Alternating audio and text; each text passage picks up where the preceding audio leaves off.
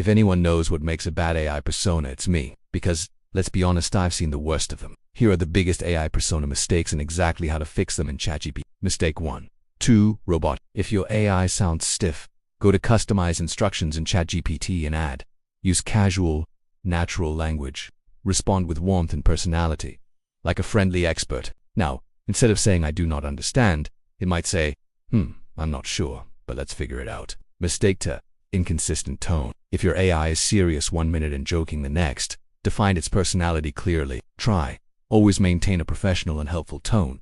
Avoid humor and sarcasm. Or, if you want humor, use witty, playful responses with a touch of sarcasm, but never be rude. Mistake 3. Forgetting past interactions. ChatGPT doesn't have long-term memory, but you can keep it on track by adding context to your prompts. Instead of just asking, what's the best way to market a product? Try, based on what we discussed earlier about social media strategy, what's the best way to market a product? Fix these, and your AI will sound way more human. If this helped, tap that like button so more people can improve their AI personas. And tell me in the comments what's the worst AI conversation you've ever had.